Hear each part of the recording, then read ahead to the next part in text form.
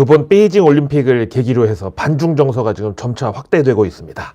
이건 우리나라뿐만이 아니라 미국하고 유럽까지 다 마찬가지입니다.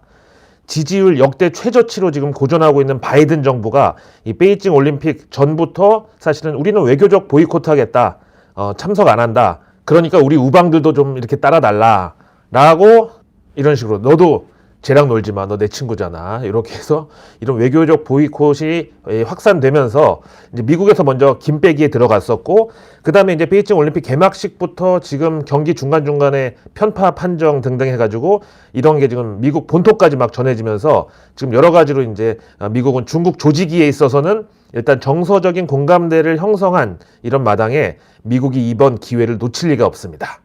이제 베이징 올림픽 끝나고 나면 본격적으로 미중 무역 분쟁, 관세 전쟁, 반도체 전쟁이 시작이 될 겁니다. 런하 반갑습니다. 사실 최근에 미중 무역 분쟁 2라운드는 기존 이제 반도체 패권 더하기 군사적인 요소까지 갑자기 추가되면서 긴장이 커지고 있습니다. 올해 중간 선거 앞두고 있는 바이든도, 그리고 영구 집권 지금 군불 떼고 있는 시진핑도 지금 둘 중 그 누구도 양보할 수가 없는 상황이죠. 아무튼 군사적인 요소가 갑자기 가미됐다는 게 무슨 소리냐 하면은 먼저 2018년도로 돌아가가지고 그해 3월이었습니다. 러시아의 푸틴은 극초음속 순항 미사일 킨잘을 공개했습니다. 킨잘? 존잘은 아는데 킨잘은 뭐죠? 키높이 구두 신고 잘생긴 사람인가? 하여튼 이 킨잘은 단검이라는 뜻. 이 미사일이 미그 31에서 발사돼가지고 마하 10의 속도로 2000km 이상을 날아가가지고 그 목표에 명중을 한 건데요.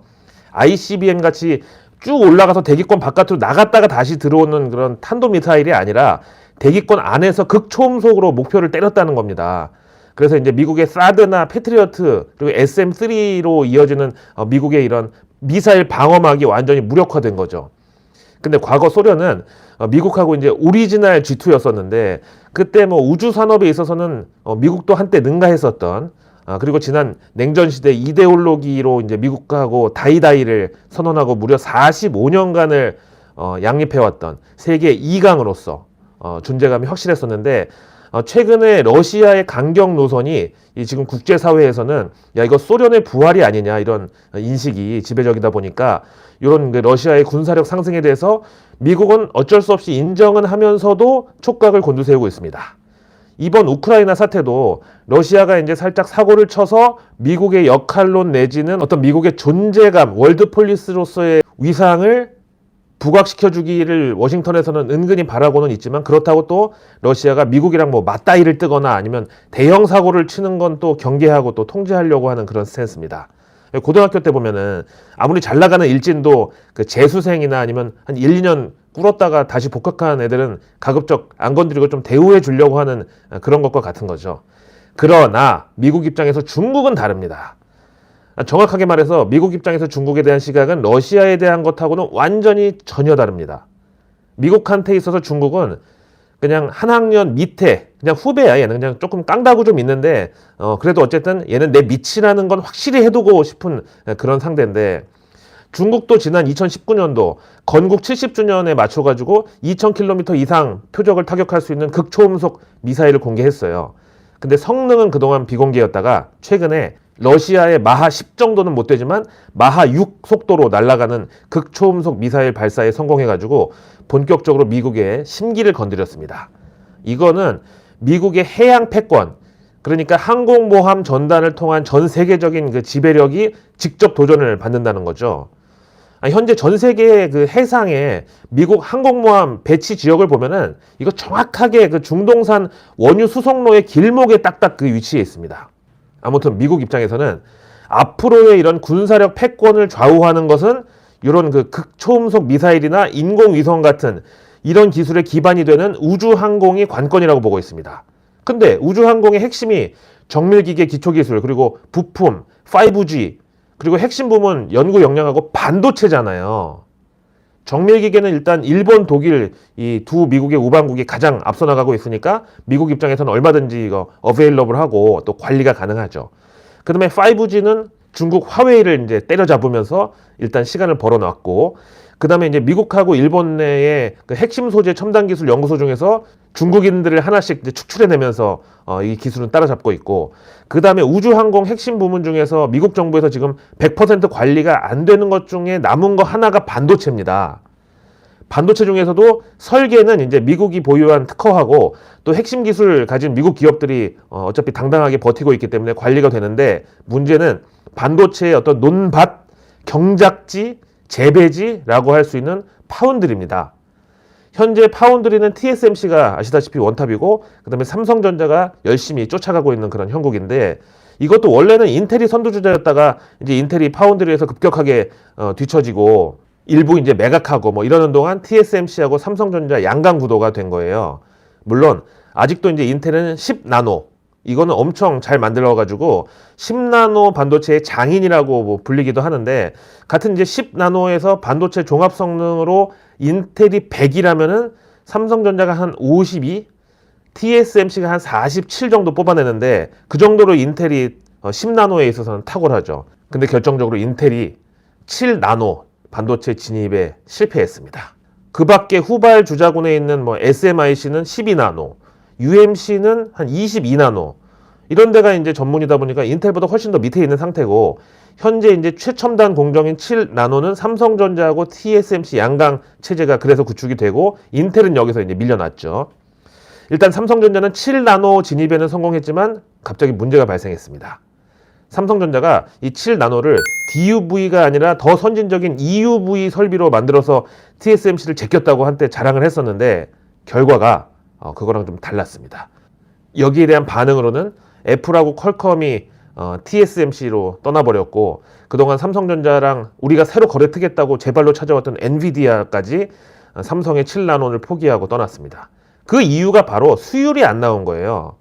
아니 진짜 큰 돈 들여가지고 우리 펜션 인테리어 새로 싹 하고 도배하고 막 루프탑에다가 바베큐장까지 확장 오픈했는데, 결정적으로 우리가 온수가 약하다고 진짜 돈 되는 그 인플루언서들이 바로 옆에 펜션으로 가버린 거죠. 사실 반도체에 겨울이 온다라는 리포트를 냈던 모간 스탠리가 당시 이제 10만 전자를 막 향해 가던 삼성전자 주가를 막 헤드락 걸어가지고 땅에 넘어뜨린 다음에 69전자, 74전자 박스에 이제 가둬버렸는데, 모간 스탠리가 이제 당시에 저격할 때는 D램 메모리 공급 과잉이었잖아요. 근데 업계에서는 글쎄 삼성전자가 저 7나노 실수를 한 게 더 주가에 결정적으로 하방 압력이 되지 않았나, 이런 그 시선도 많았습니다. 그렇게 시간이 흘러서 현재 반도체 시장은 나노 경쟁 시대가 도래를 했습니다. 1나노가 머리카락 10만 분의 1 굵기로 표시가 되는데, 근데 저는 요즘 머리카락이 자꾸 얇아지고 있어가지고 머리카락도 다 똑같은 건 아닌데, 어쨌든 10만 분의 1 머리카락 굵기니까 감은 잘 안 잡히는데, 이게 진짜 세상에 존재를 하는지조차 의문스러울 정도고, 하여튼 엄청나게 얇은 기술인데, 그러다 보니까 당연히 고도의 기술력이 필요하겠죠. 근데 문제는 너무 이게 얇아지다 보니까 전자가 통제가 잘 안 되는 문제가 생기기 시작했고, 그러는 와중에 핀펫 공정이 나왔습니다. 기존 평판 페트는 한 면만 이렇게 접합을 시켰는데, 이 핀펫은 바닥을 조금 들어올려 가지고 한 면이 아니라 세 면을 접합시킬 수 있게 만들었습니다. 이렇게 세 군데에다가 접점을 만들었더니 안정성이 당연히 올라가 가지고 성능도 개선됐고요. 상식적으로 서커스에 등장하는 그 외발 자전거보다는 세발 자전거가 더 빨리 더 안전하게 달릴 수 있는 그런 원리 아니겠어요? 그래서 아까 말한 그 1나노가 머리카락 10만 분의 1 굵기인데, 지금 7나노가 요즘 핵심 기술이라고 했고, 앞에 말한 핀펫 기술은 비록 7나노보다는 선폭은 굵은 10나노지만 이 핀펫 공정으로 만들었더니 10나노에서 7나노급 성능이 나오게 된 거다.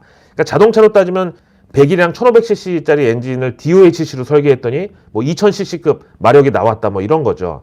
근데 이거보다 한층 더 진일보된 공정이 최근에 등장했는데, 그게 바로 GAA 펫, 즉 나노 와이어입니다. 앞에 이제 핀펫은 세 면을 이제 접합시키는데, 이 GAA 펫, 가펫은 가운데를 관통하는 접점을 3개 만들어가지고 총 4면을 접합시킵니다. 당연히 이론상으로 3면 접하는 핀펫보다 4면을 접하는 가펫이 더욱 안정적이고 성능이 좋을 수밖에 없죠. 근데 이 가펫의 게이트를 관통하는 기술이 조금 성급하게 마련이 되다 보니까 여기서 보다 업그레이드 버전이 좀 필요하다고 해서 추가로 개발했습니다. 근데 이 가펫의 업그레이드 버전인 MBC 펫, 우리말로 나노시트인데, 이 나노시트에 바로 삼성전자가 특허를 갖고 있습니다. 올해 이제 6월 달에 양산 예정인데 이 삼성전자의 3나노 이게 바로 MBC 팻 방식이거든요. 그러니까 기존 핀팻보다 성능은 30% 올라가고 크기는 35%가 작아졌습니다. 근데 이거보다 더 큰 성과가 있었는데 그게 바로 기존 핀팻보다 이 MBC 팻 그 나노시트가 전기를 진짜 절반밖에 안 먹는다는 거예요. 그만큼 더 오래 쓸 수 있다는 뜻이 되겠죠. 대만 TSMC도 최근 3나노에 도전을 하고 있습니다. 원래 여기서 올해 2월에 양산하는 일정이었는데 하반기로 갑자기 일정이 연기됐어요. 그래서 최초 양산을 우리 삼성전자에게 뺏기게 됐습니다. 이 3나노 양산 패권에 있어서 TSMC하고 삼성전자의 차이는 뭐 TSMC 같은 경우는 기존 핀팻 방식을 갈아 넣어가지고 3나노에 도전하고 있는 거고 삼성전자는 앞에 나온 MBC 팻 이 방식으로 한 발 앞서 나가고 있습니다. 삼성전자의 지금까지 주장은 기존의 핀팻 방식으로는 7나노까지는 몰라도 3나노는 아마 힘들 것이다 라는 건데 반면에 TSMC에서는 아니다. 3나노까지는 핀팻으로도 가능하고 그 다음에 가팻 방식은 우리는 2024년에 예정하고 있는 2나노에서부터 하면 되지롱. 이런 지금 대립각인데요. 그러다가 TSMC가 원래 올해 2월 달에 출시한다던 3나노 양산을 특별한 이유 없이 갑자기 하반기로 연기하다 보니까 삼성전자가 던졌던 의문이 다시 최근에 부각된 거죠. 삼성전자가 이제 TSMC를 향해서 공정의 한계에 온 거 아니냐 이런 질문을 던졌는데 바로 이게 시장에서 지금 화제가 되고 있습니다. 아무튼 이 3나노 반도체에 있어서 TSMC하고 삼성전자가 비슷한 시기에 만약에 양산에 성공한다면은 그 다음은 이제 수율 경쟁이 될 거고 TSMC 양산이 계속 연기되고 뭐 늘어지고 연말까지 만약에 가면 선두는 삼성전자가 잡게 됩니다. TSMC의 3나노 반도체 1순위 공급자가 이제 애플로 여기 이미 계약도 다 끝난 상태인데 이제 애플이 가져가고 남는 거를 인텔이 전량 납품받는 걸로 역시 이것도 계약이 됐습니다. 일단 TSMC 입장에서는 만들어 놓기만 하면 이제 팔 곳은 이미 다 정해졌다는 뜻인데 삼성전자의 3나노 반도체는 계약에 있어서는 아직 개시를 못하고 있습니다. 일단 양산에 성공을 하고 그 다음에 질적인 측면에서도 적당한 수율 그리고 기대한 수준의 성능이 나온다면 TSMC한테 애플하고 인텔 같은 그 우량 고객을 뺏기긴 했지만 삼성전자의 이게 3나노 반도체는 미국의 AMD Advanced Micro Devices가 첫 계약을 트는 고객이 될 것 같다는 게 업계 분석입니다. 앞서 말한 군사와 안보 차원에서 이 진짜 반도체의 요즘 진심인 미국이 현재 가장 바라는 거는 이번에 나오는 3나노 같은 첨단 반도체 공장이 미국 내에 세워지는 겁니다. 뭐 이를테면 삼성전자가 최첨단 반도체 공장을 미국에 세우고 미국은 이제 국가 차원에서 삼성전자를 지원해가지고 어떤 그 미국이라는 엄청나게 크고 비옥하고 관리도 잘 된 논밭에다가 반도체 씨를 뿌려가지고 수확하고 탈곡까지 모든 공정이 미국 내에서 관리되는 그런 상황이 오면은 삼성전자하고 미국 정부는 서로 윈윈 하는 거죠. 그리고 최근 TSMC도 1,000억 달러, 우리 돈으로 한 120조 원 정도를 미국의 반도체 시설에 투자해가지고 미국에 우리도 공장 짓겠다고 한 것도 바로 이런 이유 때문입니다. 이제 최근에 대만이 중국하고 관계가 좋지 않다 보니까 대만 기업 입장에서는 미국이라는 어떤 든든한 보호자가 필요하기 때문이죠. 그런데 어디 가지 마세요. 끄지 마세요. 이게 끝이 아닙니다. 이러는 와중에 뜬금없이 인텔이 갑자기 개같이 부활해가지고 갑자기 우리도 첨단 반도체 만들겠다고 이 경쟁에 뛰어들었어요.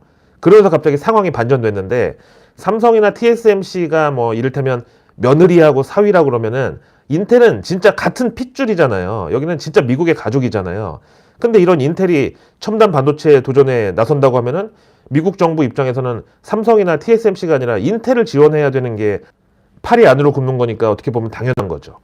그래서 최근 미국의 이 첨단 반도체 지원 우선순위를 인텔이 이제 다시 뺏어간 거고 미국 정부하고 의회는 고민 끝에 야 우리는 그럼 본사가 미국에 있는 업체에만 반도체 지원금을 주겠다 이런 안을 내놓았습니다. 이게 무슨 소리겠어요. 아무리 공장을 지어도 본사가 한국이랑 대만에 있는 삼성전자 TSMC가 아니라 본사 자체가 미국에 있는 인텔한테 반도체 지원금을 주겠다는 말로 니네도 지원받고 싶으면 본사 미국으로 이전하든가 미국의 품에 안기든가 뭐 이런 식의 논리죠. 그래서 이렇게 미국 정부를 등에 업은 인텔은 뭐 아직까지 헐리우드 액션인지 뭔지 솔직히 지금은 알 수 없지만 아무튼 우리는 3나노 그까이 거 건너뛰고 2024년에 바로 2나노로 직행한다. 2024년까지 바로 2나노 반도체 생산에 직행한다. 이렇게 선언을 했는데 업계에서는 아니 7나노도 말아먹었던 인텔이 3나노도 아니고 2나노로 지금 바로 가겠다는 게 두음 법칙으로 하면 리나노 녹아나려고 하는 건지 아니면 인텔이 진짜 뭐 허언증인지 아니면 진짜 무슨 또 외계인이라도 납치해가지고 이거 붙잡아 놓고 설계에 들어갔나. 실리콘밸리에선 여러 가지 소문이 무성합니다. 약간 무리수 같지만 인텔 입장에서는 어쩔 수 없는 상황일 수밖에 없는 게 올해 안에 삼성전자나 TSMC가 3나노 양산 이제 시작할 태세인데 지금 3나노 개발 착수하면은 미국 정부의 지원을 요청하는 게 서로 좀 면이 안 서는 좀 그런 측면이 있잖아요. 일단 미국 정부는 이제 표정 관리에 들어갔습니다. 그렇지만 지금 삼성하고 TSMC는 거의 확실하면서도 가까운 손에 잡히는 현실이고 인텔은 불확실한 미래에 지원하는 것이다 보니까 만에 하나 2024년에 이게 꽉 나오면은 그때 진짜 난감해지거든요. 그래서 일단 최근에는 미국 정부하고 의회가 이 반도체 산업에 대해서는 지금 말을 아끼는 중입니다. 자, 그럼 앞으로 가까운 미래를 보면 일단 3나노 반도체는 삼성하고 TSMC가 시장을 거의 양분하면서 경쟁을 할 거고 문제는 이제 2나노에 있어서 2024년 왔을 때 지금처럼 삼성전자하고 TSMC 양강 구도가 계속 갈 것인지 아니면 진짜 인텔이 여기 가세해가지고 3파전이 될 것인지는 두고 봐야 알겠다. 그러나 이런 상황을 다 알고 있는 외국계 증권사들이 그럼에도 불구하고 삼성전자에 대한 러브콜을 멈추지 않고 있습니다. 사실 올해가 진짜 연준의 금리 인상하고 긴축이라는 어떤 해일과 태풍이 동시에 몰려오는데도 작년 1월 달에 우리 삼성전자 96,800원에 비해서 지금 거의 30%나 하락한 상태인데 이런 삼성전자의 목표가를 계속 10만원, 11만원 콜하고 투자 의견도 비중 확대, 매수 이런 걸 반복하는 거는 아무래도 삼성전자가 3나노에 있어서는 TSMC보다 양산을 먼저 뽑아내든가 아니면 AMD하고 삼성전자가 계약을 앞두고 있다는 이런 것에 베팅을 하는 게 아닐까. 그래서 내일 뉴스는 내일 보면 너무 늦습니다. 아니 이번 주 초부터 어제까지 계속 얘기했잖아. 아니, 최근 들어서 인플레이션의 주범이라고 할 수 있는 공급망 문제가 피크아웃. 그러니까 정점을 이미 지났을 수 있고 1분기가 지나면서 미국 소비자 물가도 가만 놔둬도 그냥 알아서 떨어질 거라는 전망이 점차 확산되고 있다고요. 그 와중에 미국 애틀랜타 여는 라파엘 보스틱 총재가 연준 금리 인상은 올해 한 3-4번 정도면 적당할 것 같다라고 주장하고 나섰어요. 그러니까 현재 월가에서 각오하고 있는 연준 금리 인상 횟수가 올해 최소 4번, 최대 6번인데 이 전망보다 훨씬 더 비둘기파적인 목소리를 낸 거고 그 다음에 로레타 메스터 클리블랜드 연은 총재는 현재 추세를 보면은 3월 금리 인상은 0.5%포인트까지 필요는 없어 보인다. 이렇게 또 발언을 했죠. 이게 다 이제 연결되어 있는 어떤 월가와 워싱턴 간의 어떤 커뮤니케이션의 결과가 조금씩 나오고 있다. 이거를 이제 내일 뉴스 미리 보기에서 생중계를 하고 있었다. 어쨌든 여기에 따라서 간밤에 미국 증시는 그동안 조정 시게 받았던 IT 위주로 반발 매수세 나오면서 급등했고 물론 이제 이게 지난 닷컴 버블 꺼질 때처럼 한 50% 내렸다 30% 반등했다가 또 내렸다 이렇게 반복적으로 저점을 낮춰가는 그런 계단식 하락일 수도 있지만 어쨌든 앞으로 CPI든 PPI든 뭐든 연준 금리 인상 관련 재료가 나올 때마다 시장은 안도랠리 아니면 투매 거의 둘 중에 하나 복불복으로 반응할 텐데요. 3월 FOMC까지 정확하게 지금 36일 남았는데 이때까지는 무조건 급락하는 날은 분할 매수 그리고 급반등하는 날은 분할 매도로 수익 실현하면서 다 털고 이런 전략을 고수하는 게 저는 좋아 보입니다. 그 이유는 제가 거의 종교 수준으로 신봉하는 골드만삭스에서 여전히 연준 금리 인상은 올해 5번 그리고 이걸 반영하는 미국 국채 10년물 금리를 보면 내년 말에는 2.45%까지 간다.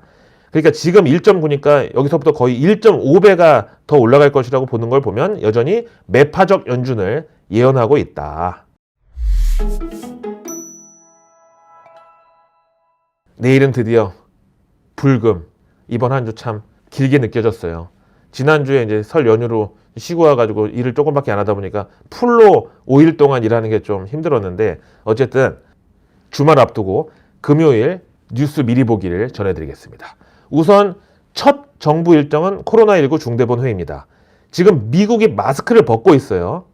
우리도 리오프닝 주들에 대한 관심이 뜨거운데 원래 봄은 쉽게 오지 않습니다. 중간에 꽃샘추위도 있고 이렇게 이제 다 좋아질 것처럼 리오프닝에 개인들이 또 가서 몰렸을 때쯤 한번 새로운 변이, 이제 오미크론에서 6미크론이든 뭐 개미크론이든 뭐든 하여튼 또 한번 출현할 수 있고 그때 한번 또 출렁할 수 있는데 계속 그래서 좀 앞에 말씀드린 시장과 반대로 가는 그런 대응이 필요해 보입니다.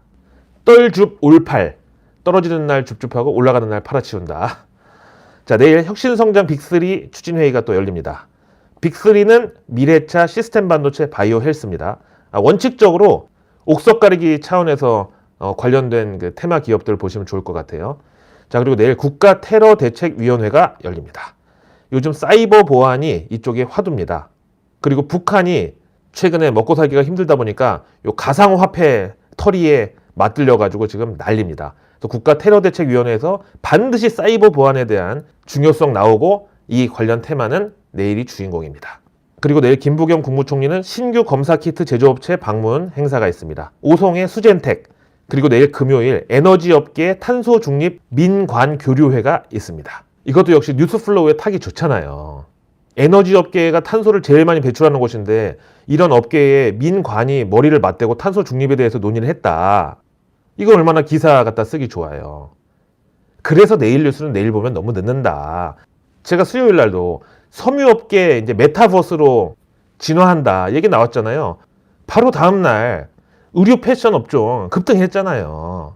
자, 내일 과기부는 인공지능 신약 개발 기업 현장 방문에 나섭니다. 업체는 스탠다임이라고 하고, 그리고 내일 문체부는 1인 광고 콘텐츠 창작자 양성 수강생을 모집합니다. 인플루언서나 유튜버가 장래 희망인 자녀 두신 분들 이런 데 관심 가져보시고 어렸을 때부터 이제 어디 콩쿨 대회 나가서 상 타듯이 이런 레퍼런스를 쌓아두면 아마 좋을 것 같아요. 저야 다 늙어가지고 하려니까 진짜 아날로그 수준에서 벗어나지 못하고 있지만 이제 차세대 뉴미디어인들은 좀 다르겠죠. 내일은 KBS 제주 UHD TV 방송국 개국식이 있습니다. 사실 우리나라 삼성, LG TV랑 뭐 백색가전 이런 프리미엄 가전들이 코로나 대유행 터지고 미국하고 유럽을 막 싹쓸이 했잖아요. 그런데 이제 리오프닝이 된다고 사람들이 이런 쪽에 교체 수요가 사라질 것이냐, 오히려 스포츠 산업이 살아나고 광고업계도 덩달아서 다시 활황이 오면 UHD TV, LED TV 이런 쪽은 저는 계속 좋다고 봐요. 내일 금요일 경제 일정은 독일의 1월 소비자 물가지수 CPI가 또 나옵니다. 유로존도 지금 그동안 그렇게 비둘기파적이고 금리 인상 얘기만 해도 막 알러지 반응 일으켰던 ECB 유럽 중앙은행조차 올해 내로 금리 인상해야 된다는 얘기가 나오고 있습니다. 그래서 유로존 이제 물가도 당분간 중요하고요. 그 다음에 영국의 내일 4분기 국내 총생산 GDP가 공개되고 12월 산업생산하고 무역수지도 나오는데 영국의 영란은행도 12월, 1월에 이어서 이번 2월 달에도 또 추가 금리 인상 3번 스트레이트로 올릴 준비를 하고 있습니다. 그리고 내일 미국에서는 2월 미시간대 소비자심리지수 그리고 주간 원유 채굴 장비수가 나옵니다. 그리고 일본 내일 금요일 건국기념일로 금융시장 휴장이고요. 중국에서는 월간 스마트폰 출하량이 공개됩니다. 그리고 내일 신흥국 중에서는 러시아가 기준금리 결정이 있습니다. 지난해 9월 달에 0.25%포인트 금리 인상에 이어서 10월에 0.75%포인트를 한꺼번에 올렸고 11월 달에 한번 쉬면서 관망한 다음에 12월 달에는 1%포인트 100bp 금리 인상을 단행했어요. 그래서 현재 러시아의 기준금리는 지난 2021년 2월 대비해서 2배인 8.5%를 기록 중입니다. 러시아는 최근에 천연가스 급등으로 내수 경기가 좋아지면서 오히려 이렇게 내수 경기가 급하게 팽창하다 보니까 여기도 또 인플레이션이 빵 터져가지고 이걸 막기 위해서 공격적인 기준금리 인상에 나서고 있다고 합니다. 자, 내일 2월 11일 금요일은 세계 환자의 날입니다. 1992년 당시 교황님이 지정한 날이고 지금 이제 우리 문재인 정부의 카톨릭 신화적인 스탠스 그리고 최근에 오미크론 확산세 병상 모자라고 산소 포화도 기계에 뜨거운 감자로 막 지금 떠오르고 있는 이런 상황에서 정부에서 내일 세계 환자의 날입니다 하고 언급할 가능성이 있고 결국은 또 스마트 병원 원격 진료 이런 쪽으로 그러니까 이제 환자를 효과적으로 케어하는 그런 시스템도 미래를 향해서 진일보해야 된다. 이런 쪽으로까지 이것도 역시 이제 제가 현재 의학 전문 기자나 보건의료 쪽 취재 기자라면은 기사 쓰기 좋을 것 같아요. 내일 증시 일정은 스마일 게이트 RPG에서 로스트 아크 글로벌을 론칭합니다. 이 게임 플랫폼 스팀을 통해서 북미, 유럽, 남미, 오세아니아 지역에서 정식 서비스를 개시하는데 이 로스트 아크는 2018년 11월 우리나라 출시된 이후에 최고 동시 접속자가 35만, 월간 순수 이용자 100만 명을 기록한 MMORPG 대표작 중에 하나입니다. 저 같은 개알못, 게임을 모르는 사람 입장에서는 MMORPG가 MMO할 뿐입니다. 내일 실적 발표 기업은 카카오, 제이콘텐트리, 컴투스 홀딩스. 야, 진짜 다 뜨거운 감자들만 있네. 동학개미들이 지금 막 눈 흘기고 있는, 이 갈고 있는. 그 다음에 CJCGV, CJ프레시웨이, CJ대한통운, 펜오션, JB금융지주, 여기까지 국내 기업. 그리고 미국 실적 발표 기업들은 언더아머, 굿이어 타이어 있죠. 그 다음에 LG랑 전장 협력하고 있는 마그나의 실적 발표가 예정되어 있습니다. 구독과 알림 설정만으로 대한민국 상위 1% 정보 취급자들과 매일 동일한 선상에서 여러분을 출발 선상에 모셔다 놓는 것. 그게 바로 내일 뉴스 미리 보기가 추구하는 정보 민주화의 가치입니다. 이번 한 주도 고생 많으셨습니다. 감사합니다.